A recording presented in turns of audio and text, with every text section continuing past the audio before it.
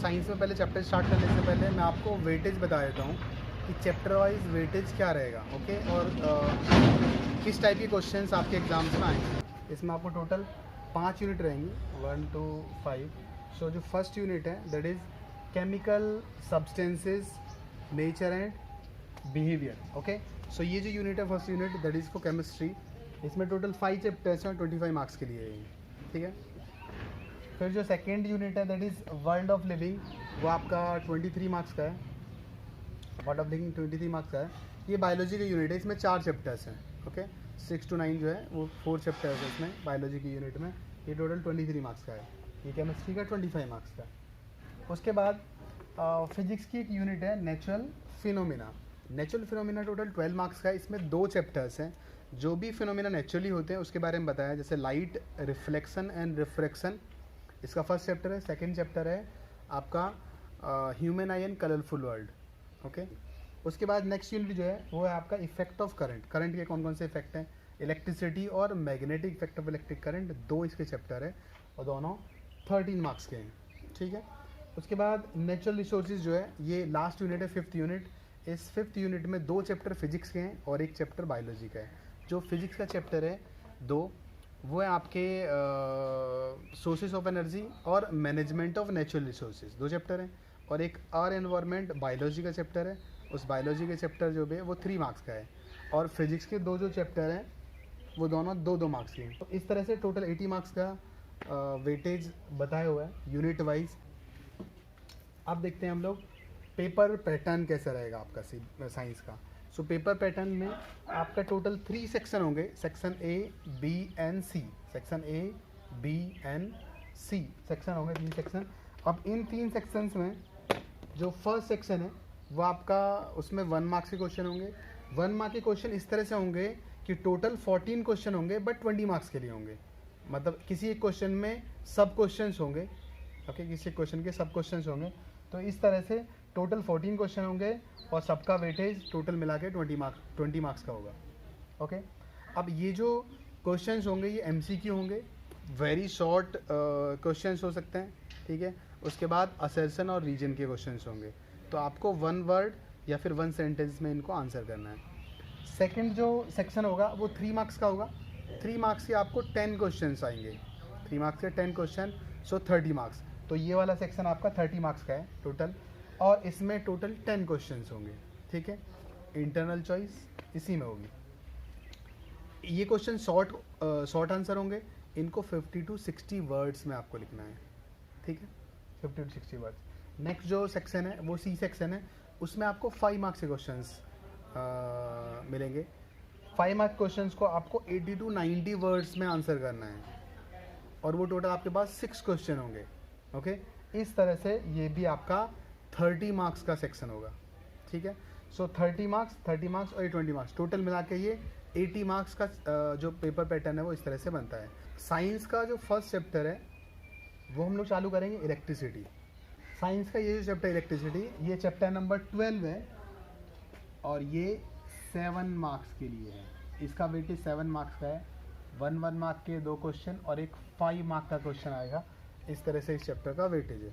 Location थोड़ा मैंने बाहर का लिया है बाहर का लिया है क्योंकि एक तो लॉकडाउन चल रहा है, थोड़ा जितना ओपन में रहे उतना अच्छा है ना। अंदर में रहेंगे तो फिर मेरे लिए डबल लॉकडाउन हो जाएगा, ओके। तो इसलिए हम लोगों ने आउटर ये बाहर का जो स्पेस है ये चुना है। थोड़ा सा डिस्टर्बेंस रहेगा, चिड़िया वगैरह की आवाज़ आएंगी या फिर इधर से डिस्टर्बेंस आएगा, बट चिड़िया वगैरह ठीक है, चलता है। अभी लॉकडाउन है, इंसान घर में हैं और परिंदे उड़ रहे हैं, अच्छा है। ऐसे ही हम लोग पढ़ाई करते हैं अभी, ठीक है।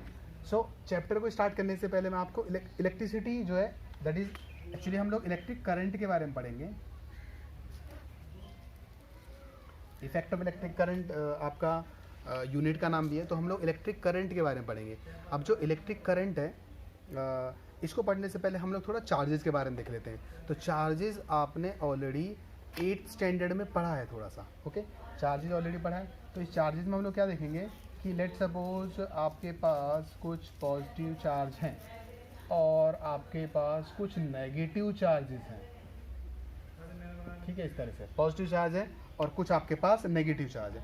अब पॉजिटिव चार्ज और नेगेटिव चार्ज अलोन है, मतलब पॉजिटिव चार्ज अलग है, नेगेटिव चार्ज अलग है। कि पॉजिटिव चार्ज मान लो कहीं पे रखा है तो उसका अपना एक फील्ड होगा, फील्ड मतलब इलाका, ओके। सो पॉजिटिव चार्ज के चारों तरफ जो भी उसका फील्ड होगा या फिर जो भी उसका एरिया होगा या स्पेस होगा जहाँ पे वो इफेक्ट डाल सकता है, जहाँ पे किसी भी चार्ज को इन्फ्लुएंस कर सकता है, किसी भी चार्ज पे फोर्स लगा सकता है, वहाँ पे इलेक्ट्रिक फील्ड बोला जाएगा, ठीक है। हम लोग बोल सकते हैं उसका अपना एक इलाका है, ठीक है, स्पेस जो है। ऐसे ही नेगेटिव चार्ज का रहेगा, ठीक है, अपना एक फील्ड रहेगा, ठीक है। पॉजिटिव चार्ज का फील्ड जो होगा वो हमेशा आउटवर्ड होगा और नेगेटिव चार्ज का जो फील्ड होगा वो हमेशा इनवर्ड होगा, ओके।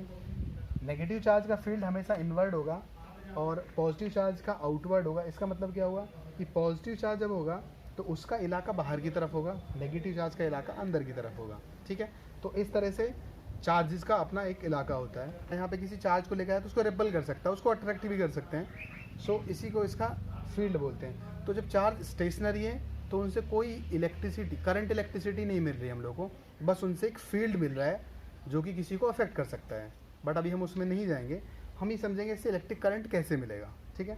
तो हम लोग क्या करते हैं, इसको एक वायर के थ्रू कनेक्ट कर देते हैं। इसको क्या करेंगे हम लोग, एक वायर के थ्रू कनेक्ट कर देंगे।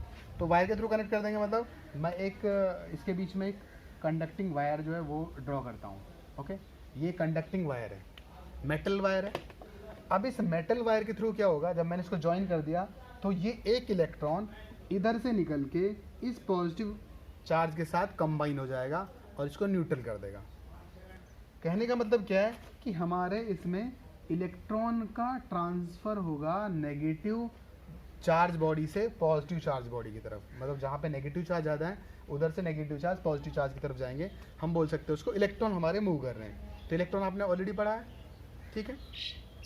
अब जब इलेक्ट्रॉन आपके मूव कर रहे हैं तो हम लोग उसको बोलते हैं कि इस तरफ मान लो इलेक्ट्रॉन आपके मूव कर रहे हैं तो उसके ऑपोजिट साइड जो होता है वो उसको हम बोलते हैं इलेक्ट्रिक करंट फ्लो हो रहा है, ओके, ठीक है। So let's suppose electric charge आपका इधर फ्लो हो रहा है नेगेटिव टू पॉजिटिव। सो हम बोलते हैं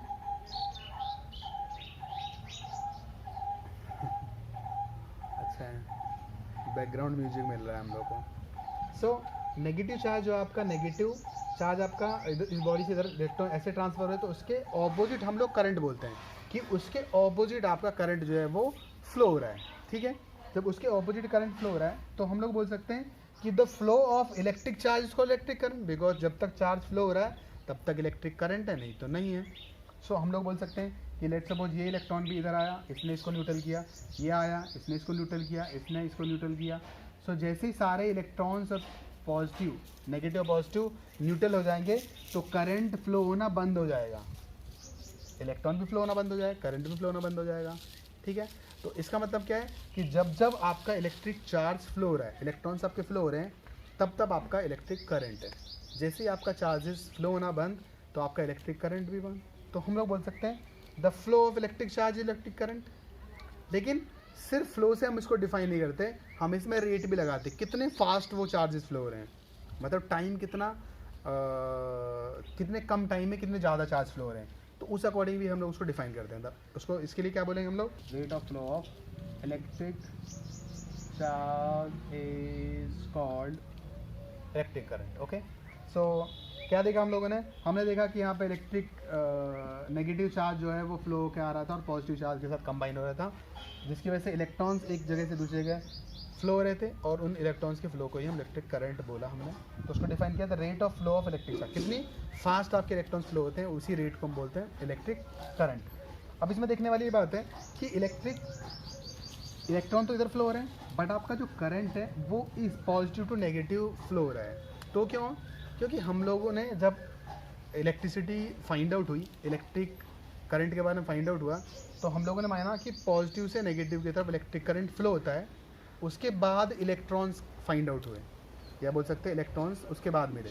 तो हम लोगों ने उसको डिफाइन करना स्टार्ट किया कि पॉजिटिव से नेगेटिव की तरफ इलेक्ट्रिक करंट फ्लो होता है और बाद में इलेक्ट्रॉन्स के ऑपोजिट फ्लो होने लगे। तो हम लोगों ने इसको इस तरह से मान लिया था, इसीलिए करंट हमेशा पॉजिटिव टू नेगेटिव फ्लो होता है और इलेक्ट्रॉन जो है वो आपके नेगेटिव टू पॉजिटिव। तो इलेक्ट्रॉन के ऑपोजिट डायरेक्शन में हमारा करंट फ्लो होता है। इलेक्ट्रॉन ऐसे फ्लो हो रहा है, करंट हमारा इस तरह से फ्लो हो रहा है। तो ये हमारा है इलेक्ट्रिक करंट। इसको मैंने डिफाइन किया, the rate of flow of electric charges called electric current. हम इसको और भी डिफाइन कर सकते हैं, the amount of electric charge passing through a particular point in unit time is called electric current. और इसको कैसे डिफाइन कर सकते हैं हम लोग, इस वायर के थ्रू कोई भी क्यू चार्ज फ्लो हो रहा है, क्यू चार्ज फ्लो हो रहा है इन टाइम टी। ओके, तो हम कैसे बोलेंगे, let suppose through a wire of cross section of some cross section, कोई भी उसका क्रॉस सेक्शन है, Q charge is flowing, Q charge ये टोटल चार्ज है, Q charge is flowing in time T, then electric current जिसको I से define करते हैं, electric current can be written as Q by T. So हम बोल सकते हैं जो आपका इलेक्ट्रिक करंट है I, that I can be written as Q by T. इस तरह से हम लोग उसको डिफाइन कर सकते हैं, ठीक है। सो करंट की डेफिनेशन क्या हुई, I equals to Q by T, simple. या फिर बोल सकते हैं rate of flow of electric charge is called electric current. Okay, so उसके बाद हम लोग चार्ज को डिफाइन करते हैं कि चार्ज है क्या। सो हम लोगों ने ये डिफाइन कर दिया ई। अब देखते हैं चार्ज क्या है। तो चार्ज हम लोग बोल रहे हैं कि जो एक इलेक्ट्रॉन है, उस इलेक्ट्रॉन के ऊपर चार्ज है वो 1.6 इंटू 10⁻⁻19 कूलॉम्ब नेगेटिव चार्ज है। ओके, ये नेगेटिव चार्ज है। सो एक इलेक्ट्रॉन जो भी होगा उसके ऊपर 1.6 इंटू 10⁻⁻19 कूलॉम्ब चार्ज होगा। ये ऑलरेडी आप पढ़ चुके हो 9th स्टैंडर्ड में, ठीक है। सो इलेक्ट्रॉन के ऊपर इतना चार्ज होता है, ठीक है। अब ये जो कूलॉम्ब है ये चार्ज का यूनिट है।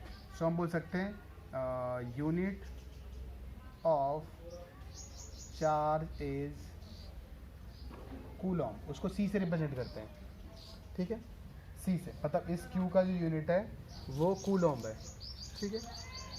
अब देखते हैं कूलॉम्ब तो उसका हो गया। अब हमको करंट का यूनिट फाइंड आउट करना है, बताना है। सो जो ऐसा यूनिट हम लोग लेते हैं करंट का, इलेक्ट्रिक करंट का, वो लेते हैं एम्पियर, उसको कैपिटल ए से रिप्रेजेंट करते हैं। तो ऐसा unit of electric current is ampere, ठीक है। सो कहीं किसी भी वायर में क्यू चार्ज, किसी भी वायर में कुछ चार्ज फ्लो रहा क्यू टी टाइम के लिए, तो करंट हमेशा Q by T, total charge divide by time, ये करंट हो जाएगा, उसका यूनिट एम्पियर होगा। अब इसको मान लो हम लोग 1 एम्पियर लिखें, 1 ampere will be equals to 1 coulomb divide by 1 second. हम इसको ऐसे भी लिख सकते हैं। तो हम बोल सकते हैं कि 1 ampere can be defined as that 1 coulomb is charge flowing through a wire in 1 second. Okay, या फिर in other words, if 1 coulomb of charge is flowing through a wire in 1 second, then the current is said to be 1 ampere. If 1 coulomb charge is flowing through a wire in 1 second, then current through that wire is said to be 1 ampere. तो 1 ampere को हम लोग इस तरह define कर सकते हैं। Ampere किसका यूनिट है, आपका ऐसा यूनिट है इलेक्ट्रिक करंट का। एक और चीज़ इसमें याद रखनी है, जो इलेक्ट्रिक करंट है उसको हम लोग कौन सी डिवाइस से मेजर करते हैं। तो जो डिवाइस यूज होती है, हम लोग ऐसे लिख सकते हैं, जो डिवाइस यूज होती है उसको बोलते हैं हम लोग एमीटर। ओके, एक एमीटर डिवाइस होती है, उस एमीटर डिवाइस की वजह से हम लोग इलेक्ट्रिक करंट को मेजर करते हैं इन एम्पियर, बिकॉज एम्पियर इज ऐसा यूनिट, ठीक है। कैसे करेंगे, मान लो हमारा एक बल्ब है, उस बल्ब के आगे में एक एमीटर लगा देंगे, एमीटर ऐसे, ये पॉजिटिव नेगेटिव ऐसे लगा दिया हम लोगों ने। तो जितना भी करंट इस वायर के थ्रू फ्लो होगा वो हमको ये डिवाइस एम्पियर में बता देगी। उसको हम लोग हमेशा सीरीज में कनेक्ट करते हैं, देखो एक के बाद, मतलब एक डिवाइस उसके जस्ट बाद, ओके, बैक टू बैक लगाया तो उसको हम लोग सीरीज कनेक्शन बोलते हैं। तो इसको हम लोग सीरीज कनेक्शन बोल सकते हैं कि सीरीज में हमने इनको कनेक्ट किया, किसको, एम्पियर को, सॉरी एमीटर को हम लोगों ने सीरीज में कनेक्ट किया। तो डिवाइस समझ में आई, यूनिट क्या है, एम्पियर को, 1 एम्पियर को कैसे डिफाइन कर सकते हैं हम लोग, वो भी समझ में आया। अब देखते हैं हम लोग चार्ज। हम लोग एक्चुअली चार्ज हमने देखा इसमें, तो चार्ज हमने बोला कि 1 इलेक्ट्रॉन के ऊपर 1.6 × 10⁻⁻19 कूलॉम्ब चार्ज होता है, और जो कूलॉम्ब है वो आपका चार्ज का यूनिट है। अब कूलॉम्ब जो है आपका एक बिगर यूनिट है, हम लोग बोल सकते हैं ये बिगर यूनिट है, बिगर यूनिट, ठीक है। सो बिगर यूनिट कैसे है ये कूलॉम्ब, क्योंकि ऐसे देखते हैं हम लोग कि इसके थ्रू देखते हैं बिगर यूनिट कैसे है। देखिए 1 electron equals to 1.6 × 10⁻⁹ coulomb.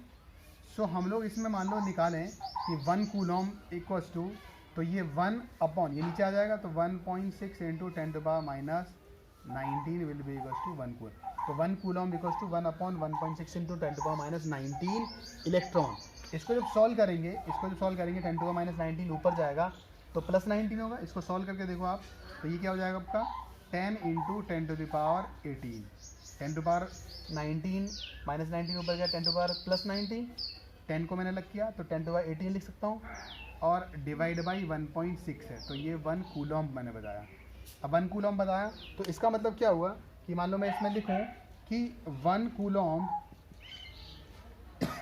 Coulomb equals to, इसको जब डिवाइड करें तो ये आएगा 6 × 10⁻18 इलेक्ट्रॉन्स। सो हम बोल सकते हैं 6 × 10⁻18 इलेक्ट्रॉन। इसका मतलब क्या होता है कि 6 करोड़ इलेक्ट्रॉन का 10⁻12 टाइम्स, ओके 10⁻12 टाइम्स 6 करोड़ का 10⁻12 टाइम्स इतने इलेक्ट्रॉन, मतलब बहुत ज़्यादा इलेक्ट्रॉन्स हैं, उनके ऊपर एक कूलॉम्ब चार्ज है, ठीक है। सो इसका मतलब क्या हुआ कि जो कूलॉम्ब चार्ज है या 1 कूलॉम्ब जो है वो एक बिगर यूनिट है, बड़ा यूनिट है, ठीक है। सो हम लोगों ने कूलॉम्ब देख लिया, हम लोगों ने एम्पियर देख लिया। अब देखिए एम्पियर जो है 1 एम्पियर, हम लोग ऐसे बोल सकते हैं कि 1 मिली एम्पियर की हम लोग बात करें तो 10⁻³ एम्पियर होता है। मिली एम्पियर की बात करें, एम्पियर भी अपने आप एक बड़ा यूनिट है, तो 10⁻³ एम्पियर जो वो 1 मिली एम्पियर के बराबर होगा। और 1 माइक्रो एम्पियर की हम लोग बात करें तो 10⁻⁶ एम्पियर होगा ये, ठीक है, समझे। तो हम लोग एक क्वेश्चन ले लेते हैं इसमें, तो हम लोग ये क्वेश्चन लेते हैं इसमें जो कि आपका इलेक्ट्रिक करंट के ऊपर ही है।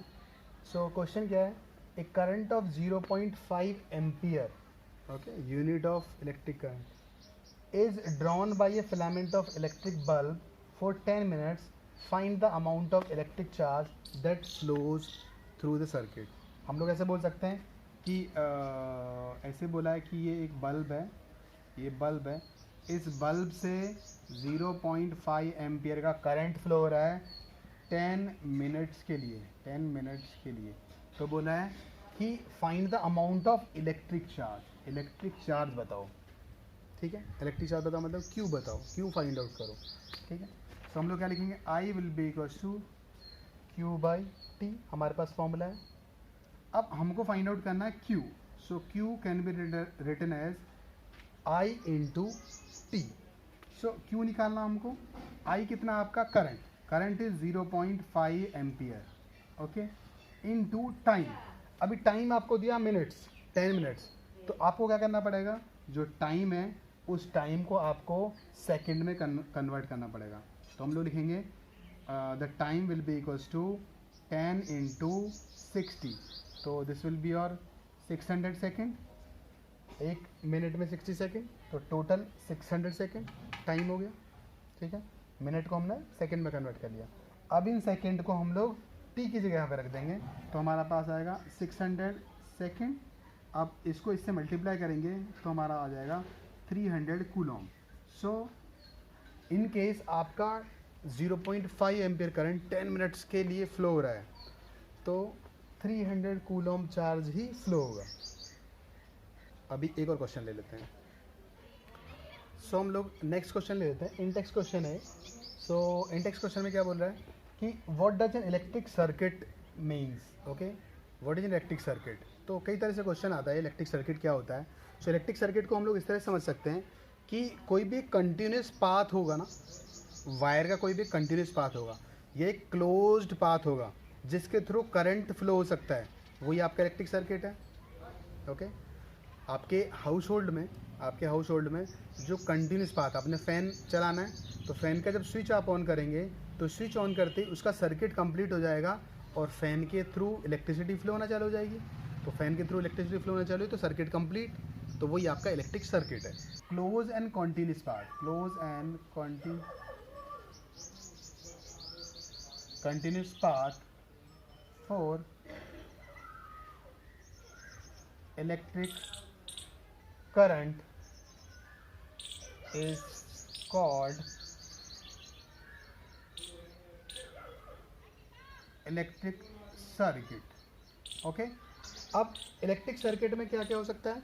सो इलेक्ट्रिक सर्किट में होता है आपका सोर्स होता है, एक तो सोर्स होता है, उसके बाद आपका कोई भी डिवाइस होती है, जो भी कंपोनेंट है।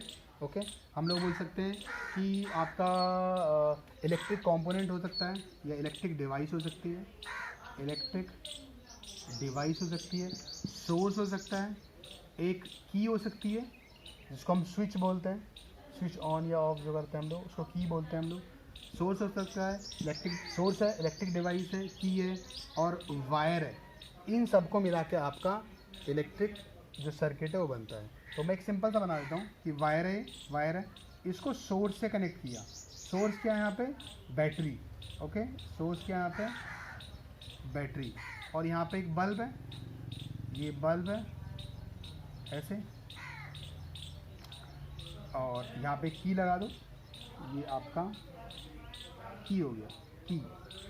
स्विच ऑन या ऑफ, ये से पॉइंट रहेगा तो ये ऑन है और ये ऑफ है, ये क्लोज है, ये ओपन है, इस तरह से। सो इसमें करंट आई फ्लो होना चालू हो जाएगा और इसका पोटेंशियल, ठीक है, वो हम लोग बाद में देखेंगे भी। सो करंट इसके थ्रू आई फ्लो होगा, तो ये आपका पूरा सर्किट हो गया, इलेक्ट्रिक सर्किट बन गया।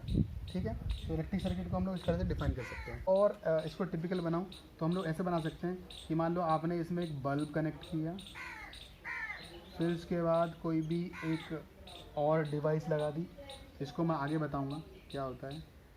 डिवाइस है, आपने ऐसे लिख दीजिए डिवाइस, ये डिवाइस लगा दिया आपने। उसके बाद ये बैटरी लगा दी आपने, ठीक है, ये बैटरी लगा दी। और आपने फिर उसके बाद यहाँ पे इस तरह से एमीटर लगा दिया, ये नेगेटिव ये पॉजिटिव, इस तरह से आपने एमीटर लगा दिया। और भी डिवाइस लगा सकते हैं, वोल्ट मीटर वगैरह, बट वो अभी आगे आएगा, मैंने अभी आपको पढ़ाया नहीं है, तो हम लोग इतना ही देखते हैं। ये पॉजिटिव नेगेटिव, इसमें करंट आई फ्लो होता है। सो ये आपका इलेक्ट्रिक सर्किट होता है। अब इसके बहुत सारे कंपोनेंट होते हैं, उन कंपोनेंट को हम लोग आगे देखेंगे। ओके, अभी इसमें जो नेक्स्ट क्वेश्चन है वह define the unit of current. Okay, so unit of current क्या हो जाएगा? एम्पियर हो जाएगा। सो हमको पता है 1 ampere will be equals to 1 coulomb upon 1 second. That means 1 ampere can be defined as if 1 coulomb of charge flowing through a wire in 1 second, then current is said to be 1 ampere. Okay? कोई भी एक wire है, let's suppose यही wire है, इस wire के through 1 coulomb charge flow होता है, मतलब चार्ज फ्लो होगा। मान लो 1 कूलॉम चार्ज फ्लो हो गया, कितनी देर में? 1 सेकेंड में। तो जो इससे करंट मिलेगा वो 1 एम्पियर होगा। कितना होगा? 1 एम्पियर। सो नेक्स्ट क्वेश्चन लेते हैं हम लोग। क्वेश्चन क्या है? 1 मार्क का क्वेश्चन है जो कि असर्शन और रीजन में आता है। क्वेश्चन है, असर्शन है कि एक conductor has plus 3.2 × 10⁻19 Coulomb charge. Okay, conductor के पास इतना चार्ज है पॉजिटिव में। कंडक्टर हैज़ गेन्ड 2 इलेक्ट्रॉन, मतलब कंडक्टर के पास इतना चार्ज है तो कंडक्टर ने 2 इलेक्ट्रॉन क्या ले लिए हैं, मतलब गेन कर लिए हैं। तो ये क्वेश्चन है, तो ये असर्शन है, रीजन है। इन क्वेश्चन को कैसे आंसर करना होता है? ये इनके ऑप्शन दिए होते हैं A B C D E। First option में दोनों करेक्ट हैं, असर्शन और रीजन दोनों करेक्ट हैं, और ये इसका करेक्ट एक्सप्लेनेशन है। रीजन जो है वो असर्शन का करेक्ट एक्सप्लेनेशन है। बी में both are true, but reason is not the correct explanation of assertion. C में असर्शन ट्रू है और रीजन फॉल्स है। डी में उसका उल्टा है, असर्शन फॉल्स है और रीजन ट्रू है, और ई में दोनों ही फॉल्स हैं। तो हमको आंसर बताना है। तो देखो, असर्शन तो ट्रू है क्योंकि उसने बोला है कंडक्टर हैज़, तो होगा कंडक्टर के ऊपर charge. Plus 3.2 into 10⁻⁻19 coulomb charge होगा। लेकिन जो रीजन है, conductor has gained 2 electrons, calculate the number of electrons constituting 1 coulomb of charge. So ये हम लोग क्वेश्चन ऑलरेडी कर चुके हैं। क्या बोल रहा है कि एक कूलम में कितने नंबर ऑफ इलेक्ट्रॉन्स होते हैं वो बताओ। सो हमको पता है कि 1 electron will be equals to 1.6 into 10⁻⁻19 coulomb. ये नेगेटिव चार्ज होता है, ओके, बट मैं नेगेटिव लिख रहा, टोटल चार्ज इतना होता है। सो 1 कूलम में कितने इलेक्ट्रॉन्स होंगे हमको बताना है। सो हम लोगों ने अभी किया था, ये क्या करेंगे, इसको नीचे लेकर आ जाएंगे। 1/1.6 into 10⁻⁻19 will be equals to 1 coulomb. इसको जब डिवाइड करेंगे तो हमारा आएगा 6 into 10⁻18 electron will be equals to 1 coulomb. That means 1 coulomb consist 6 into 10⁻18 electrons. Okay, इतने इलेक्ट्रॉन्स होंगे तो हमारा 1 कूलम टोटल चार्ज होगा उतने सारे इलेक्ट्रॉन्स के ऊपर। ठीक है, सो ये क्वेश्चन हो गए। अभी और क्वेश्चन ले लेते हैं हम लोग।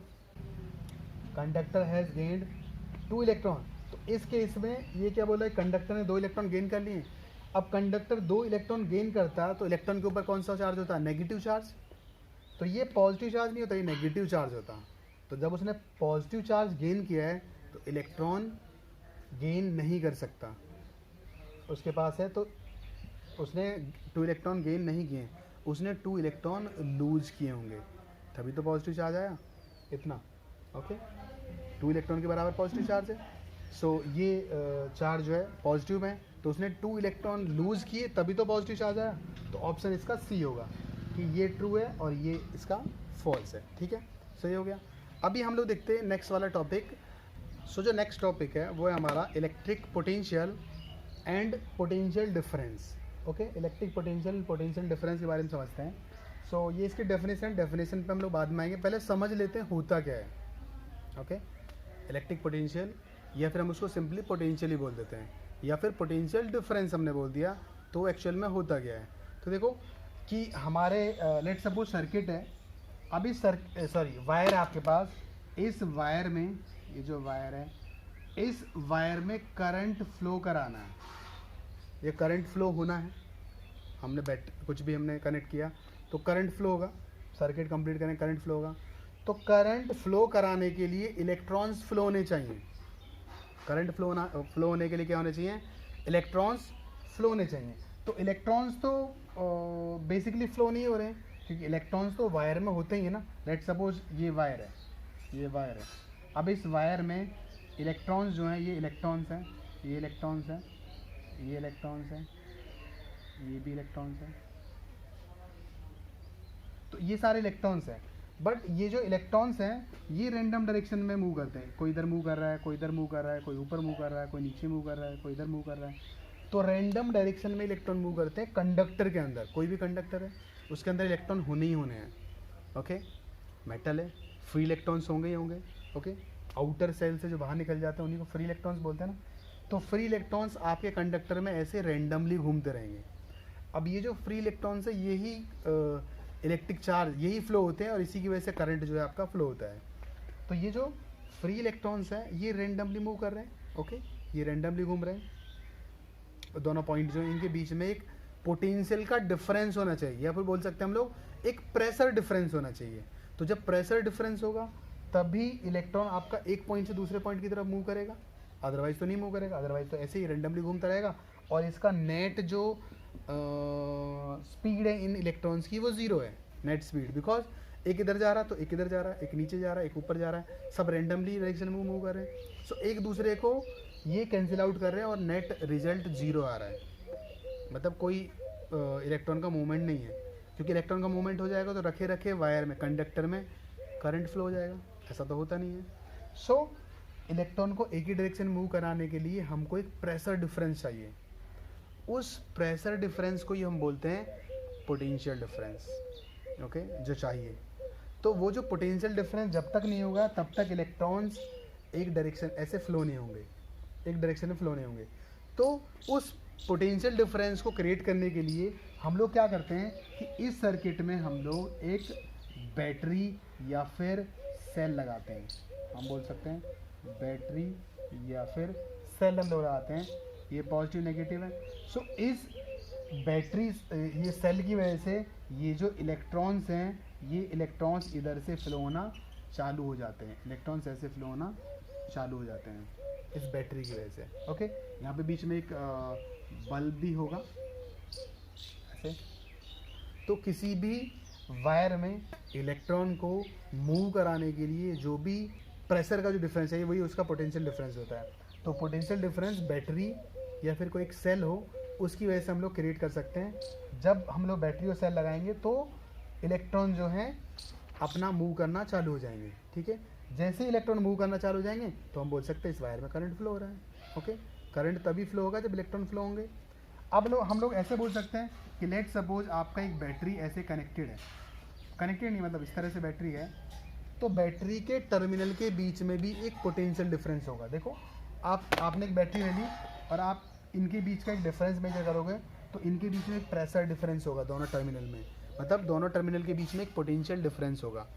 और जो पोटेंशियल डिफरेंस होगा दोनों टर्मिनल के बीच में, उसी पोटेंशियल डिफरेंस की वजह से इलेक्ट्रॉन सर्किट में मूव करता है। तो बैटरी चाहे सर्किट में कनेक्ट हो या सर्किट से बाहर हो, ओके, ऐसे ही भी होगी तो भी उसके टर्मिनल के बीच में एक पोटेंशियल का डिफरेंस होगा। दोनों टर्मिनल पॉजिटिव और नेगेटिव टर्मिनल के बीच में पोटेंशियल डिफरेंस होगा। जैसे इस पोटेंशियल डिफरेंस को उठा के इधर लगाएंगे हम लोग, इसमें पोटेंशियल डिफरेंस होने की वजह से वायर के थ्रू इलेक्ट्रॉन फ्लो होना चालू हो जाएंगे और वायर में आपका करंट फ्लो होना चालू हो जाएगा। और जैसे ही वायर में आप कोई बल्ब लगाओगे तो बल्ब आपका ग्लो हो जाएगा, आप फैन लगाओगे तो फैन आपका घूमने लगेगा। तो इस तरह का आपका सिस्टम हो जाएगा पोटेंशियल डिफरेंस। ठीक है, सो बैटरी की वजह से होता है। अभी हम लोग इसमें देख लेते हैं डेफिनेशन क्या बोला है इसमें। हमने वायर ली, इस वायर में एक यूनिट चार्ज को एक प्लेस से दूसरे प्लेस पे ले जाने के लिए, ओके, हमने एक प्लेस से दूसरे प्लेस पे हम चार्ज लेके गए, उससे हम लोग इस पोटेंशियल डिफरेंस को डिफाइन कर सकते हैं। तो देखो पोटेंशियल डिफरेंस जो उसको वी से रिप्रेजेंट करते हैं। सो बोला है कि potential difference is defined as work done to move a unit charge from one point to another point. Work done to move a unit charge from one point to another point is called your potential difference. So हम बोल सकते हैं कि that V will be equals to work done to move a unit charge, मतलब work done to move a unit charge. Okay, तो हमने एक charge को मान लो यहाँ से यहाँ तक मूव किया, तो उसमें जितना भी हम लोगों ने वर्क किया उसको मूव करने, क्योंकि किसी भी चार्ज को मूव करने में कोई भी वर्क होगा, तो that work divide by that unit charge या फिर that work is divide by that charge is called potential difference. तो पोटेंशियल डिफरेंस हमेशा किसी भी दो पॉइंट के बीच में होता है। ये दो पॉइंट है, इन दो पॉइंट के बीच में एक पोटेंशियल डिफरेंस होगा। तो ये जो पोटेंशियल डिफरेंस होगा इसको हम लोग वी से रिप्रेजेंट करते हैं। तभी तो हम लोग बोलते हैं कि इस बैटरी का जो पोटेंशियल डिफरेंस है वो वी है। हम लोग कैसे बोलते हैं 12 volt. Okay, volt is the unit of potential difference. So ये volt is unit of potential difference. तो 12 वोल्ट का पोटेंशियल डिफरेंस है इसमें, इस बैटरी के अलाउंग। ठीक है, सो ए पॉइंट से बी पॉइंट पे आपने जब उस चार्ज को लेकर आए तो उसमें जितना भी वर्क डन किया तो वही आपका पोटेंशियल डिफरेंस है। तो potential difference is equal to W upon Q। Okay, so अभी इसका SI यूनिट की हम लोग बात करें, SI यूनिट, तो SI यूनिट होता है इसका वोल्ट। ओके, उसको भी V से रिप्रेजेंट करते हैं, जैसे 12 वोल्ट, 24 वोल्ट। तो ये SI यूनिट है आपका किसका, पोटेंशियल डिफरेंस का। अब इसको हम लोग कैसे डिफाइन कर सकते हैं कि 1 volt will be equal to 1 joule upon 1 Coulomb.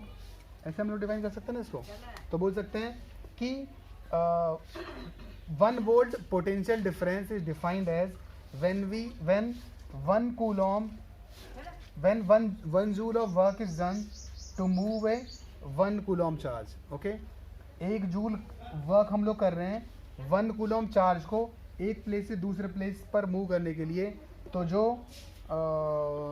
Difference होगा that is called potential difference. Potential का जो डिफरेंस होगा that is called potential difference. ठीक है, तो पोटेंशियल डिफरेंस आपको समझ में आया। तो हम लोग ऐसे बोल सकते हैं कि किसी भी सर्किट में चार्जेस को फ्लो कराने के लिए जो प्रेशर डिफरेंस है वही आपका पोटेंशियल डिफरेंस है। पोटेंशियल डिफरेंस नहीं होगा तो चार्ज मूव नहीं होंगे, चार्ज मूव नहीं होंगे तो करंट फ्लो नहीं होगा। इसका मतलब करंट को फ्लो कराने के लिए हमें पोटेंशियल डिफरेंस की ज़रूरत है। पोटेंशियल डिफरेंस होगा तो करंट फ्लो होगा, नहीं तो नहीं होगा। फिर पोटेंशियल डिफरेंस को हमने कैसे किया, बैटरी कनेक्ट की तो पोटेंशियल डिफरेंस हो गया, करंट फ्लो होना चालू हो गया, इलेक्ट्रॉन ऐसे करंट ऐसे फ्लो होना चालू हो गया। अब कोई भी दो पॉइंट के पीछे पोटेंशियल डिफरेंस कैसे डिफाइन करते हैं कि work done to move a charge from one place to another place is called potential difference. So V equal to W by Q और इसका यूनिट वोल्ट है, ओके। और 1 volt can be written as 1 joule per divide by 1 coulomb. तो 1 volt is defined as the work done to move a 1 coulomb charge, defined as when 1 joule of work is done to move a 1 coulomb of charge from one point to another point, okay। ये हमने इस definition में लिखा है, तो इसको हम लोग इस तरह से समझ सकते हैं। अब देखो पोटेंशियल डिफरेंस तो समझ गया, अब इसका जो यूनिट होता है वोल्ट होता है। अब इसको मेजर कैसे करते हैं हम लोग, तो मेजर इसको हम लोग करते हैं वोल्ट मीटर से। किससे करते हैं, वोल्ट मीटर। करंट को मेजर करते थे अमीटर से, और वोल्ट पोटेंशियल डिफरेंस को वोल्ट मीटर। सो वोल्ट मीटर को हम लोग हमेशा पैरेलल में हम लोग कनेक्ट करते हैं। किसमें करते हैं, पैरेलल में। तो पैरेलल में कैसे करेंगे, ये करंट आई जा रहा है तो हम लोग इसको ऐसे, मतलब इस बल्ब के थ्रू हम लोग को पोटेंशियल डिफरेंस चेक करना है, तो हम इसको यहाँ पे V को ऐसे कनेक्ट करेंगे और इस तरह से हम लोग इसको कनेक्ट करेंगे V को, ओके। वोल्ट मीटर को हमेशा पैरेलल, देखो बल्ब ऐसे, बल्ब के पैरेलल ही ये वोल्ट मीटर जो है वो कनेक्ट हो रहा है। एमीटर को कहाँ पे कनेक्ट किया था, सीरीज में कनेक्ट किया था हम लोगों ने, वोल्ट मीटर को पैरेलल में। तो ये चीज़ हमको याद रखनी है, तो हम लोग पोटेंशियल डिफरेंस समझ जाएंगे। अब इसके ऊपर कुछ क्वेश्चंस ले लेते हैं हम लोग, ठीक है। तो कुछ क्वेश्चंस लेते हैं। सो इलेक्ट्रिक पोटेंशियल और पोटेंशियल डिफरेंस के ऊपर कुछ क्वेश्चन ले लेते हैं। ये आपके इंटेक्स क्वेश्चन है, तो इनको देख लेते हैं पहले हम लोग, फिर एक दो क्वेश्चन हम लोग बाहर से ले लेंगे। क्वेश्चन क्या है, how much work is done in moving a charge of 2 coulomb across 2 points having a potential difference of 12 volt, okay. So ये कोई दो पॉइंट है ए और बी, इन दोनों पॉइंट के बीच में जो पोटेंशियल डिफरेंस है वो 12 वोल्ट है, ओके। दोनों पॉइंट के बीच का पोटेंशियल डिफरेंस 12 वोल्ट है, और जो चार्ज मूव किया है, Q जो मूव किया है वो 2 कूलॉम्ब है।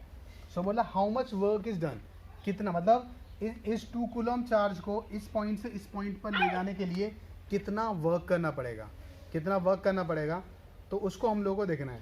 सो हम लोग को क्या पता है formula, V equals to W upon Q। हमको यहाँ पे वर्क डन निकालना है, work done in moving 2 coulomb charge from one point to another point, जहाँ पे पोटेंशियल डिफरेंस 12 वोल्ट है। सो यहाँ पे हम लोग को वर्क डन निकालना है। So work done can be written as V into Q। So this work done will be equals to V into Q। V कितना हमारे पास 12 वोल्ट और Q कितना हमारे पास 2 coulomb. So work done will be 24 joule, okay. So जो work done होगा इसको move करने में वो होगा आपका 24 जूल, समझे। तो ये हो गया। अब नेक्स्ट क्वेश्चन है, name a device that helps to maintain a potential difference across a conductor. Conductor के थ्रू कौन सी डिवाइस जिससे पोटेंशियल डिफरेंस मेंटेन किया जाता है। तो जो पोटेंशियल डिफरेंस मेंटेन किया जाता है वो डिवाइस क्या होती है, मैं इसको रफ करता हूँ। एट सपोज इसी को देखते हैं, 12 वोल्ट मेंटेन है किसी पॉइंट के अक्रॉस, तो यहाँ पे बैटरी लगाई होगी तभी तो 12 वोल्ट मेंटेन है, 12 वोल्ट मेंटेन हम लोग बोल सकते हैं। सो 12 वोल्ट इन दोनों पॉइंट के बीच में, ओके, ऐसे इन दोनों पॉइंट, तो ये भी 12 वोल्ट है तो ये भी 12 वोल्ट रहेगा, ऐसे हम लोग समझ सकते हैं। या फिर समझ लो कि हमने बैटरी लगाई तभी तो ये पोटेंशियल डिफरेंस मेंटेन हुआ, ओके। सो पोटेंशियल डिफरेंस को मेंटेन करने के लिए हम जो यूज करते हैं डिवाइस, वो सेल या फिर बैटरी होगी, ओके। क्या होगी, सेल या फिर बैटरी, ओके। नेक्स्ट क्वेश्चन है, what is meant by the saying that the potential difference between 2 point is 1 volt, okay. हमने अभी देखा है 1 volt will be equals to 1 joule divide by 1 coulomb. So बोला है कि हम लोग 1 वोल्ट कब बोलेंगे, ओके। तो 1 वोल्ट कब बोलेंगे कि जब कोई भी दो पॉइंट के बीच में 1 कूलॉम्ब चार्ज को हमने मूव किया, 1 कूलॉम्ब चार्ज को हमने मूव किया और मूव करने में हमारा हमने 1 जूल वर्क डन किया। ओके, 1 कूलम चार्ज को मूव करने में इन केस हमने 1 जूल वर्क डन किया है, 1 जूल हमने वर्क किया है, तो उस केस में बोलेंगे कि जो आपका पोटेंशियल डिफरेंस है उस केस में 1 वोल्ट होगा। Okay, when we move 1 coulomb charge by doing 1 joule work, then potential is called 1 volt. Okay, तो इस तरह से रहेगा। ओके, नेक्स्ट देखते हैं हम लोग, how much energy is given to each coulomb of charge passing through a 6 volt battery. Okay, 6 volt battery है, तो how much energy is given to each coulomb of charge passing through a 6 volt battery. तो हम लोग ऐसे बोल सकते हैं कि यहाँ पे हमारा बल्ब लगा हुआ है ऐसे इस तरह से, और 6 वोल्ट बैटरी है। अब 1 कूलम चार्ज फ्लो हो रहा है, यहाँ से 1 कूलम चार्ज फ्लो हो रहा है, तो how much energy is given to each coulomb, मतलब इस कूलम चार्ज को कितनी एनर्जी दी है कि वो इसके थ्रू पूरे सर्किट के थ्रू फ्लो हो जाए। समझे, 6 वोल्ट बैटरी है, मतलब 6 वोल्ट बैटरी है, उस 6 वोल्ट बैटरी में और इस सर्किट में हमने इसको कनेक्ट किया। अब इसमें 1 कूलम चार्ज को हमने कितनी एनर्जी दी कि ये सर्किट में मूव करने लगे। ओके, सो एनर्जी क्या होगी, जितना हम लोग वर्क करेंगे उतनी एनर्जी होगी। Energy is equals to the work done, जो भी हम लोग इसके ऊपर वर्क करेंगे वही टोटल एनर्जी होगी। ठीक है, तो हम लोग बोल सकते हैं कि इन केस हम लोग वर्क डन निकाल दें तो जितना हमने वर्क डन किया इस कूलम चार्ज पर उतनी तो एनर्जी हमने इसको दी, क्योंकि जितनी एनर्जी किसी भी सब्सटेंस को दी जाती है उतना ही वर्क होता है उस पर। ओके, सो हम लोग बोल सकते हैं work done will be equals to V. V कितना आपका 6 वोल्ट और क्यू चार्ज क्या है आपका 1 कूलम, सो वर्क डन कितना हो जाएगा 6 joule. Energy will also be 6 joule. So कितना वर्क किया हम लोगों ने, working can be written as V into Q, so volt 6 volt into 1 coulomb 6 joule, तो work done will be 6 joule. तो जितना वर्क डन किया उतना ही एनर्जी हम लोगों ने इस कूलम 1 कूलम को दिया इस सर्किट में फ्लो होने के लिए। ठीक है, नेक्स्ट क्वेश्चन ले लेते हैं। सो नेक्स्ट क्वेश्चन है पोटेंशियल एंड पोटेंशियल डिफरेंस का। क्वेश्चन है how much work is done in moving a charge of 2 coulomb from A point of 118 volt two point of 128 volt. मतलब हम लोग क्या कर रहे हैं, इस पॉइंट से, ये ए पॉइंट है, ये बी पॉइंट है, इस ए पॉइंट से इस बी पॉइंट तक हम लोग 2 कूलम चार्ज जो है वो फ्लो करा रहे हैं। ओके, मूव करा रहे हैं। ठीक है, तो इस चार्ज को मूव कराने में कितना वर्क डन किया, लेकिन कंडीशन क्या है यहाँ पे, ये 118 वोल्ट है और ये 128 वोल्ट है। सो ये 118 वोल्ट है और ये 128 वोल्ट है। अब इसको ए से बी तक मूव कराने में कितना वर्क डन किया ये हमको फाइंड आउट करना है, कितना वर्क डन किया। लेकिन यहाँ पे ऑलरेडी इसका कुछ पोटेंशियल है, बाद में ये हायर पोटेंशियल पे चला गया, तो हमको क्या करना पड़ेगा कि इसके अलॉन्ग कितना पोटेंशियल डिफरेंस है वो निकालना पड़ेगा। तो हम बोल सकते हैं कि पोटेंशियल डिफरेंस जो है वो निकालना पड़ेगा। अब इसको हम लोग डेल्टा वी भी लिख सकते हैं, वी को डेल्टा वी मतलब change in potential, delta V मतलब चेंज इन पोटेंशियल। सो हम डेल्टा वी लिखेंगे, that means 128 minus 118 volt, so that can be written as 10 volt. So delta V या फिर वी जो है वो 10 वोल्ट हो गया, मतलब इसके बीच का जो पोटेंशियल डिफरेंस हो गया वो 10 वोल्ट हो गया। अब पोटेंशियल डिफरेंस मिल गया तो वर्क डन फाइंड आउट करना है, तो work done V into Q, so work done will be equal to V कितना है 10 वोल्ट और Q कितना है यहाँ पे 2, सो वर्क डन कितना हो जाएगा 20 जूल। सो 20 जूल वर्क डन किया हम लोगों ने इस 2 कूलम चार्ज को एक पॉइंट से दूसरे पॉइंट पे मूव कराने के लिए। अभी देखते हैं हम लोग इलेक्ट्रिक सर्किट और सिंबल्स हम लोग देखते हैं। ठीक है, नेक्स्ट जो टॉपिक है हम लोग लेते हैं इलेक्ट्रिक सर्किट जो हम लोग ऑलरेडी पढ़ चुके हैं, और सिंबल्स के बारे में थोड़ा देखते हैं, और सिंबल्स के बाद फिर हम लोग बाद में क्वेश्चंस करेंगे थोड़े से, और उसके बाद फिर ओम्स लॉ एंड आगे जाएंगे। ठीक है, सो मैं इसको रफ कर देता हूँ। सो अभी देखते हैं हम लोग इलेक्ट्रिक सर्किट या फिर circuit diagram and symbols of some commonly use components, okay, जो हम लोग जनरली सर्किट में यूज करते हैं कंपोनेंट्स। तो उसके बारे में देखते हैं हम लोग। तो इसमें क्या होता है कि पहला क्या है हमारा, ये एक सेल है, नॉर्मली सेल है, कॉमन सेल है, ठीक है, ये सिंगल है, ऐसे सिंगल जो रहता है, और इस सेल को कंबाइन कर दें, 2-3 लगा दें तो ये बन जाती है हमारी बैटरी, ठीक है। ये आपका स्विच है बट ओपन है, दिस इज ओपन स्विच या फिर ओपन की, और ये स्विच है बट ये क्लोज है, ओके। ये वायर जॉइंट है। सो सेल और बैटरी तो समझ में आया होगा। सेल क्या आपका नॉर्मल जो आपका रिमोट में डालते हैं, एक सिंगल जो सेल है वो ये सेल है, ऐसे रिप्रेजेंट करते हैं। सेल को एक के बाद एक लगाया तो बैटरी बन जाती है। देखो 2 सेल लगाते हैं हम लोग रिमोट में तो भी वो बैटरी बन गई, तो ऐसे बैटरी बन गई। अब कोई भी स्विच है, स्विच आपका ओपन मतलब ऑफ है तो वो ओपन स्विच बोला जाएगा या ओपन की बोला जाएगा। स्विच को ऑफ कर दो फैन बंद हो जाएगा, ओपन स्विच या ओपन की। ऑन कर दो, क्लोज कर दो तो स्विच क्लोज होगा या फिर स्विच ऑन हो जाएगा आपका, ठीक है। वायर जॉइंट क्या होता है कि मान लो आपने ये वायर जा रही है और इसको करंट यहाँ पे आई फ्लो हो रहा है, वो ऐसे जा रहा है।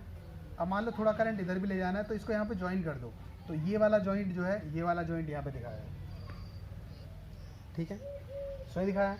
अब ये वाला जो है ये विदाउट जॉइंट है, ये विदाउट जॉइंट है, विदाउट जॉइंट वायर क्रॉसिंग है। क्या होता है, लेट्स सपोज एक वायर जा रही है, यहाँ पे आई करंट जा रहा है।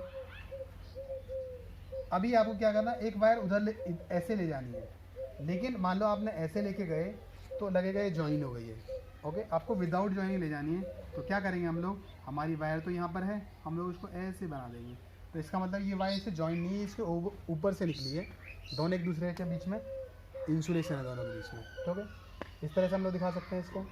ये हमारा बल्ब है, दोनों ये इस तरह से रिप्रेजेंट कर सकते हैं। ये हमारा रेजिस्टेंस है। सो रेजिस्टेंस हम लोग कहाँ देखेंगे अभी, अब जो हमारा नेक्स्ट टॉपिक आएगा ओम्स लॉ, उसमें हम लोग रेजिस्टेंस को अच्छे से समझेंगे, रेजिस्टेंस होता क्या है, बहुत अच्छे से आपको समझ में आएगा।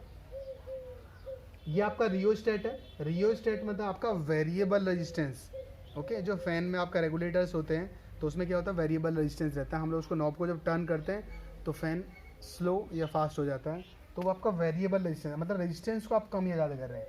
यहाँ पे रेजिस्टेंस फिक्स है, इधर में रेजिस्टेंस कम या ज़्यादा हो रहा है, इसको बोलते हैं हम लोग रियोस्टेट। ये आपका एमीटर है, हम ऑलरेडी देख चुके हैं, सीरीज में कनेक्ट करते हैं इसको। ये वोल्ट मीटर है, इसको पैरेलल में कनेक्ट करते हैं, ओके। सो इस तरह से आपके सिंबल्स हैं। और सर्किट डायग्राम क्या था, जो हमारा बेसिक सर्किट डायग्राम था, तो हम लोग क्या कर रहे थे कि हमने ऐसे वायर लिया, उसके बाद यहाँ पे बैटरी कनेक्ट की, पॉजिटिव नेगेटिव बैटरी ले ली। अब यहाँ पे हम लोग बैटरी इधर में या इधर में कहीं पे भी हम लोग की लगा सकते हैं। लेट्स सपोज मैंने यहाँ पे एक की लगा दी, यहाँ पे एक की लगा दी, और उसके बाद ये हमारा एक बल्ब जो है बल्ब में गया, उसके बाद कोई एक और रेजिस्टेंस है, ठीक है, इस तरह से मैंने लगा दिया। फिर उसके बाद मैंने यहाँ पे एमीटर लगा दिया, यहाँ पे मैंने एमीटर लगा दिया, पॉजिटिव नेगेटिव इस तरह से। सो ये हमारा बल्ब हो गया और ये कोई भी रेजिस्टेंस हो गया, ये वाला रेजिस्टेंस जो कि हम बाद में समझेंगे, ठीक है। सो रेजिस्टेंस हो गया, ये हमारा कुछ भी 12 वोल्ट की बैटरी हो गई इस तरह से। सो इसमें वोल्ट मीटर आपको लगाना है, तो वोल्ट मीटर हम लोग कहाँ लगाते हैं, सो वोल्ट मीटर हम लोग यहाँ पे ऐसे पैरेलल में लगाते हैं, ठीक है। पॉजिटिव नेगेटिव हो गया, इसके पैरेलल में लगा सकते हैं, ये रेजिस्टेंस है, इसके पैरेलल में हम लोग दूसरा वोल्ट मीटर लगा सकते हैं, देखो ऐसे। तो इस तरह से पूरा सर्किट आपका कंप्लीट होता है कि आ गया सोर्स ऑफ एनर्जी, या फिर जो सोर्स आपके पास वो आ गया, आपके पास बल्ब या रेजिस्टेंस, कुछ भी रेजिस्टेंस आपका जो यूज कर रहे हैं, रेजिस्टेंस आगे आएगा तो हम समझेंगे। एमीटर लगा दिया, वोल्ट मीटर, इस तरह से आप सर्किट को पूरा कंप्लीट करते हैं। तो ये टोटल सर्किट डायग्राम है, और ये आपके सिंबल्स है जो हम लोग बेसिकली यूज़ करते हैं सर्किट को ड्रॉ करने में, ठीक है। अब हम लोग कुछ क्वेश्चंस ले लेते हैं इसके ऊपर। सो हमारा जो नेक्स्ट क्वेश्चन है वो सर्किट डायग्राम और सिंबल्स के ऊपर ही है। सो ये बताना, देखो ये क्वेश्चन आ सकता है आपको 1 मार्क में। Given below is the circuit showing current flowing in it, identify each of the component. आपको आइडेंटिफाई करना है ये कंपोनेंट। तो देखो ये सर्किट है, ऐसे सर्किट है, ये ए है, ये बी है, ये सी है, ये डी है। तो देखो ये जो ए है ये आपका बल्ब है, ये जो सी है ये सिंगल है, तो ये सिंगल है, तो ये आपका सेल है, ओके, सिंगल है तो क्या आपका सेल है, और ये जो बी है ये आपका रियोस्टेट है। क्या आपका rheostat, this B is rheostat, variable resistance है जिससे आप रेजिस्टेंस चेंज करते हैं, ये रियोस्टेट है, ये सेल है। एक और सेल होता तो बैटरी बन जाती, ये बल्ब है, और ये आपका जो डी है ये आपका एमीटर है, बिकॉज एमीटर को हम लोग हमेशा सीरीज में कनेक्ट करते हैं, वायर के अंदर में कनेक्ट करते हैं, वायर के बीच में, तो ये आपका एमीटर है। तो इस तरह से आप आंसर लिख सकते हो, ठीक है। उसके बाद what do the following symbols represent in a circuit, write the name and one function. So ये क्वेश्चन आ सकता है, तो सिंबल तो आपको पता है, रियोस्टेट, ये वायर क्रॉसिंग विदाउट ज्वाइनिंग, इसका एक बोल रहा है one function, it is use to change the current. Okay, हमको करंट को वेरी करना सर्किट में, तो हम लोग रेजिस्टेंस, इसको वेरिएबल रेजिस्टेंस को कम या ज़्यादा करते हैं, तो करंट कम या ज़्यादा हो जाता है। कैसे होता है वो हम लोग ओम लॉ में समझेंगे, जो ओम्स लॉ आएगा उसमें हम लोग समझेंगे। ये वायर है, वायर क्रॉसिंग है विदाउट ज्वाइनिंग है, this is wire crossing but without joining. कब हम लोग यूज करते हैं, फंक्शन क्या है, it is used when large number of wires are to be joined, या when large numbers of wire to be cross in a circuit. हम लोग इधर उधर क्रॉस करना, ज्वाइन नहीं करना, तो इस तरह का हम लोग सिंबल यूज करते हैं जब लार्ज नंबर ऑफ वायर्स होंगे। तो इस तरह के क्वेश्चन के आंसर है। ओके, अभी हम लोग जो नेक्स्ट टॉपिक चालू करेंगे वो हम लोग करेंगे ओम्स लॉ, ठीक है। तो जो क्वेश्चंस मैंने सब आपको बताएं वो सब आप पॉज करके एटलीस्ट उनको नोट डाउन करते जाओ, एक आपका नोट्स बनता जाएगा, आप डेफिनेशन भी लिख सकते हो, और उसके हम लोग क्वेश्चंस मैं आपको दूंगा। क्वेश्चंस कौन से, कि जब ये चैप्टर पूरा कंप्लीट हो जाएगा तो इस चैप्टर कंप्लीट होने के बाद मैं आपको एक पीडीएफ दूंगा, उसमें 142 क्वेश्चंस होंगे, उसमें आपके एमसीक्यू होंगे, या फिर आप ऑप्शन वाले जो क्वेश्चंस है वो होंगे, उसमें वेरी शॉर्ट आंसर क्वेश्चंस होंगे, फिल इन द ब्लैंक्स होंगे, मैच द फॉलोइंग होंगे, और आपके असर्शन एंड रीजन वाले 142 क्वेश्चंस होंगे। ओके, 142 क्वेश्चंस आप प्रैक्टिस करोगे तो 1 मार्क्स के जितने भी क्वेश्चंस आपको मिलेंगे वो सब आपके प्रिपेयर हो जाएंगे, ठीक है। तो वो जो पीडीएफ है उसमें उस तरह के क्वेश्चंस है, 1 मार्क्स के हैं, ज़्यादा के भी हैं, बट इस तरह के 142 क्वेश्चंस है। उसके बाद जो प्रीवियस ईयर्स में जो क्वेश्चंस आए इस चैप्टर के थ्रू, वो पीडीएफ भी मैं आपको दूंगा एक, ओके, लिंक, या तो वीडियो के लिंक में आपको देता हूँ, otherwise I can WhatsApp you. So उस लिंक, उसमें पीडीएफ में आपको 152 क्वेश्चंस होंगे टोटल, जो सीबीएसई से हैं, उसके आंसर्स भी रहेंगे, तो उन क्वेश्चंस को आप एक बार ट्राई कर सकते हैं। तो उन क्वेश्चंस को आप जब ट्राई करेंगे, उसमें 1 मार्क के भी हैं, 2 मार्क्स के भी हैं, 3 मार्क्स के भी हैं, 5 मार्क्स के भी हैं, जितना आप उनको प्रैक्टिस करोगे उतना ही आपका ये टॉपिक जो है कंप्लीट हो जाएगा। तो अभी आपके पास टाइम है, देखो लॉकडाउन है और आप घर पे बैठे हो, ठीक है, स्कूल जाने का टाइम बच रहा है, स्कूल से आने का टाइम बच रहा है, कोचिंग जाने का टाइम, कोचिंग से आने का, कि कोचिंग, स्कूल तो चलो ठीक है आप यूनिफॉर्म पहन के, कोचिंग जाते हैं तो ठीक है टाइम लगाते हैं बच्चे रेडी होने में, ओके, क्योंकि कुछ भी कैजुअल कपड़े पहन के जाते हैं जनरली, स्कूल में तो यूनिफॉर्म पहन के जानी है। स्कूल में बस में टाइम लगता है, बस के लिए वेट करना, बस जाएगी, जब छूटते हैं वहाँ पे तो बस में आते तो वेट करना पड़ता, पहले किसी बच्चे को ड्रॉप करेगी फिर दूसरे बच्चे को ड्रॉप करेगी, तो वो टाइम आपका बच रहा है, ठीक है, आप लोग घर में हैं तो। सो ये जो टाइम आपका बच रहा है, इस टाइम को आप यूटिलाइज़ कर सकते हैं। आपके सुबह में मान लो क्लास होती हैं, स्कूल्स की ऑनलाइन क्लास होती है, तो उन क्लासेस को करो, वो बहुत ज़्यादा क्लासेस नहीं होंगी, जो भी आप कंप्लीटली कवर कर सकते हो, और ये हमने वीडियो लेक्चर के थ्रू दिया तो आप इसको कभी भी देख सकते हैं। और मेन आपको टॉपिक को समझना नहीं है, मतलब सिर्फ समझना नहीं है, टॉपिक के क्वेश्चंस भी आपको सॉल्व करने हैं, क्योंकि जब तक आप क्वेश्चन सॉल्व नहीं करेंगे टॉपिक आपको नहीं समझ में आएगा, आप फिर से भूल जाओगे। ये चीज़ें बेसिक्स हैं, बहुत इजी थ्योरी है इसकी, बट न्यूमेरिकल्स जो आते हैं, क्वेश्चंस आते हैं, उसमें कंफ्यूज जाते हैं कि इन क्वेश्चंस को कैसे सॉल्व करें। तो जब तक आप प्रैक्टिस नहीं करोगे, ज़्यादा क्वेश्चंस प्रैक्टिस नहीं करोगे, तब तक आप इसको अच्छे से चैप्टर को नहीं समझ पाओगे। तो जो 142 क्वेश्चन हैं उनको आप प्रैक्टिस करो, 152 क्वेश्चन हैं इनको प्रैक्टिस करो, और लॉकडाउन का जितना आप बेनिफिट ले सकते हो उतना बेनिफिट लो, क्योंकि स्कूल्स डिले होने वाले हैं, ओके, स्कूल्स जाना वो डिले होने वाला है, और होपफुली आप घर में थोड़ा बोर भी हो रहे होंगे, वापस से बोरिंग टॉपिक पढ़ोगे तो उसमें बोर हो जाओगे, बट आप कुछ टाइम सेट कर लो कि इतने टाइम मुझे खेलना भी है और इतने टाइम मुझे पढ़ना भी है। हमेशा पढ़ते रहो, घर के अंदर रहोगे तो बहुत प्रॉब्लम आ जाएगी। थोड़ा खेलने कूदने में भी अपना, खेलने कूदने मतलब बाहर तो जा नहीं सकते, घर में ही जो खेल सकते हो फैमिली मेम्बर्स के साथ वो आप खेलो, कुछ भी इंडोर गेम्स भी होते हैं, ओके। क्वालिटी टाइम स्पेंड करो, हमेशा टीवी और मोबाइल में मत लगे रहो, अदरवाइज़ आपकी आँख जो है, आंखें बहुत वीक हो जाएंगी। बिकॉज आपको घर के अंदर रहना है, आपको फ्रेश एयर बाहर की नहीं मिलेगी, आपको वॉक करने को नहीं मिलेगा, तो आपको अननेसरी प्रॉब्लम होने वाली है, ओके। खाना अच्छे से डाइजेस्ट होगा नहीं। खैर बच्चे हैं उनका तो ठीक है, चलो डाइजेशन सिस्टम अच्छा होता है, हो जाएगा, बट फिर भी थोड़ी प्रॉब्लम रहेगी। तो इससे बेटर है कि आप थोड़ा सा ना एंटरटेनमेंट में भी अपना थोड़ा सा टाइम दो, बिकॉज आपके पास बहुत टाइम है, टाइम कम नहीं है, क्योंकि आपको घर में ही रहना है अभी लॉकडाउन में। सो घर में रहना है तो आपके पास ज़्यादा टाइम भी आपको इधर उधर वेस्ट नहीं करना है, ओके। घर में बैठना है, आपको वीडियो लेक्चर स्कूल का देखना है, बैठना है, खाना पीना है, फिर रेडियो में पढ़ना है, तो थोड़ा शाम को खेल सकते हो, सुबह में थोड़ा फ्रेश हो सकते हो, अपने आप को टाइम दो एंटरटेन करने के लिए भी अपने आप खुद को, और फिर आप पढ़ोगे तो आपको ज़्यादा अच्छा रिजल्ट मिलेगा, ठीक है। लेकिन पढ़ने का तरीका है कि आप टॉपिक को समझो, उसको रटना नहीं है, आपको क्वेश्चन सॉल्व करना है। तो ये जो क्वेश्चन मैंने आपको दिए उन क्वेश्चंस को एक बार रिपीट करो। इजी क्वेश्चन है, बहुत इजी क्वेश्चन है, 1 मार्क्स में आते हैं जनरली। जितने भी क्वेश्चन मैंने अभी तक किए, कोई एक आध मार्क्स बढ़ गया होगा, लेकिन ऑलमोस्ट अभी शॉर्ट क्वेश्चन ही हैं। सो इन क्वेश्चन को आपको प्रैक्टिस करना है। फिर सबसे ज़्यादा प्रैक्टिस कब होगी, जब हम लोग इस चैप्टर को कंप्लीट कर लेंगे, और चैप्टर कंप्लीट होने के बाद जब 142 क्वेश्चन और 152 क्वेश्चन आप करोगे तो खतरनाक आपका जो प्रिपरेशन होगा ना, सीरियसली बहुत खतरनाक होगा।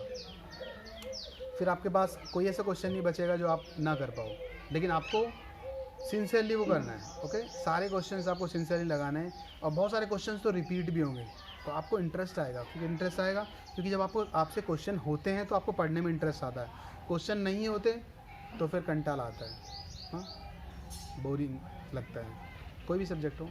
तो इस तरह से करके आप टॉपिक्स को कवर करो, ओके। सो नेक्स्ट जो टॉपिक चालू करेंगे हम लोग, वो ओम्स लॉ चालू करेंगे, ठीक है।